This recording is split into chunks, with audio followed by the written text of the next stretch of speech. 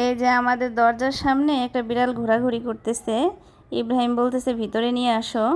এটা বাড়িওয়ালাদের বিড়াল। ওনাদের 3-4টা বিড়াল আছে। তো আমি মেহমানের জন্য মাছ সিদ্ধ দিয়ে দিছি তাকে খাবার দেওয়ার জন্যে, কিন্তু মেহমান যে এই খাবার খায় না তা তো আর আমি জানি না। তারা নাকি স্পেশাল করে খিচুড়ি রান্না করে খাওয়ায় বিড়ালদের। সে ওই খাবারে অভ্যস্ত। কোনো খাবারই তেমন একটা খায় না। অনেক কিছু দিছি, ট্রাই করছি, কিছুই খায় না। তারপরে তো আমি জানতাম না, এই কারণে মাছ সিদ্ধ দিছি, একটু মাছ খাইছে হালকা। কারণ আমি আগে একটা বিড়াল পালতাম, যদিও বেশি দিন পালা হয় নাই, খুব একটা অল্প দিন। তো সেই বিড়ালটা মাছ খাইতো, ওকে এরকম সিদ্ধ করে দিলেও মাছটা অনেক পছন্দ করে খাইতো। কিন্তু উনি মাছ খাইতেছে না, কিন্তু খুবই লক্ষ্মী। মনে হইতেছে এই বাসা ওর অনেক চেনা, ও সবাইকে চেনে, কাছে গেলেই কোলে চলে আসতেছে। খুব লক্ষ্মী একটা বিড়াল। আসলে ঘরে পালা বিড়ালগুলো লক্ষ্মী হয়।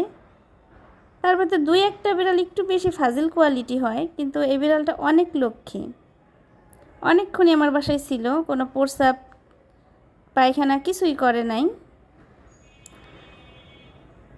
শুধু আদর পাইতে চায়, তাকে আদর করলে সে গইলে পড়ে একেবারে, কোলে আসতে চায়। ইব্রাহিম একটু ভয়ও পাইতেছিল, আবার ধরতেও ছিল বারবার।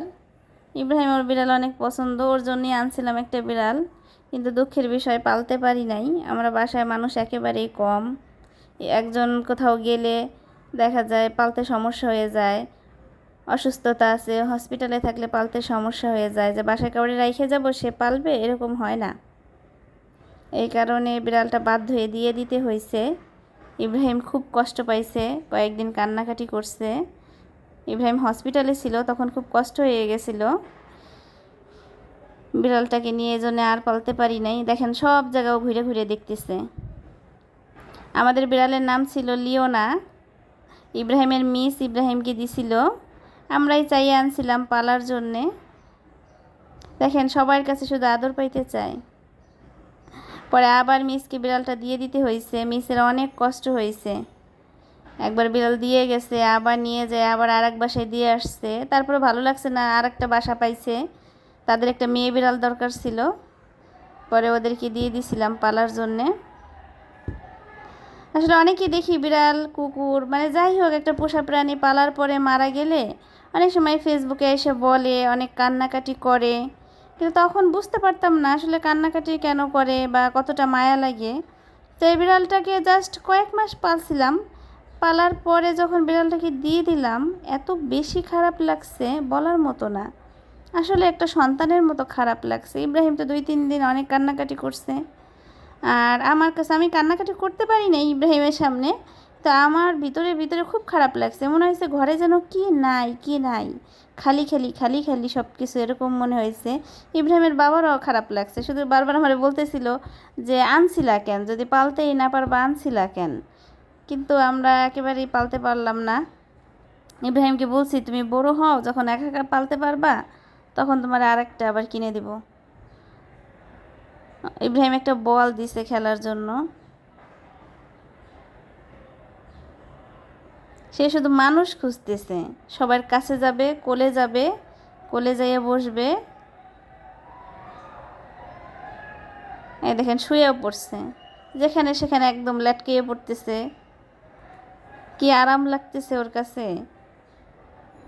আর যাইতে চাইতেছে না, আমি বারবার দরজা খুলে দেখাই দিতেছি যে চলে যাও, তোমাকে খুঁজবে, কোথায় আছো। না, সে যাবে না। দরজা খুললে বাইরে যাই, আবার ভিতরে সে চলে আসতেছে। এই যে আমি কাছে বসছি তো শুরু হয়ে গেছে তার আরাম।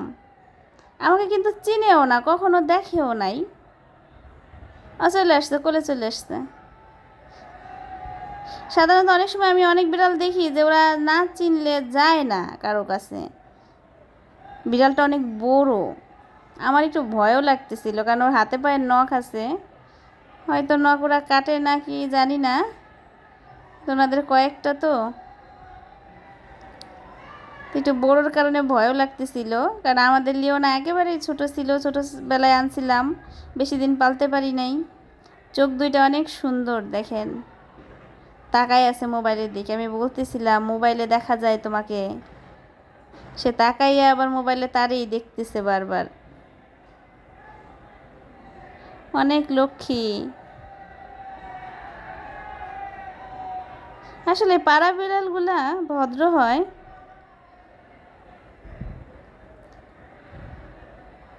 সে বারবার একবার নেমে যাইতেছে, তাকে একবার নামাই দিলে আবার চলে আসতেছে, আবারও কোলে উঠবে। আমি নামাজ পড়তে পারতেছিলাম না ঠিকভাবে, বারবার চলে আসতেছিল আমার কোলের মধ্যে। এই দেখেন এসে বসে আছে, কি যে আরামে আছে সে। ইব্রাহিমের কাছেও বারবার যাইতে চাইতেছে, কিন্তু ইব্রাহিম ভয় পাইতেছে, ইব্রাহিম ধরতেছে না। ও বলতেছে ছোটো বিড়াল ভালো লাগে বেশি, ছোটোগুলা ভয় লাগে না। আর এটা একটু বড় দেখে ভয় পাইতেছে ইব্রাহিমও, কিন্তু ও কিছুই বলে না। দেখুন, মানুষ যে বলে ভাত ছিটাইলে কাকের অভাব হয় না, কথাটা কিন্তু সত্যি। কাক কিন্তু সত্যি চলে আসছে। কাক যাওয়ার কিছুক্ষণ পরেই আবার চড়ুই পাখি চলে আসছে। এইখানে অনেক খাবার পায় তো সারাদিনই প্রায় থাকে, একদম ফজর থেকে শুরু করে আর সারাদিন। আমার ঘরে মোটামুটি যত ভাত বাঁচে এইখানে দিয়ে দেই, ওরা সবই প্রায় খায় ফেলায়। আমারও ভাল লাগে, ফেলাইতে হয় না। আবার ওরাও সারাদিন একটা খাবার পায়। ওই যে সামনে যে ছাদ বাগানটা আছে ওইখান থেকে বেশি পাখি আসে। ওনাদের বাগানে অনেক পাখি, একদম সকালবেলা থেকে শুরু করে সেই ফজর থেকে।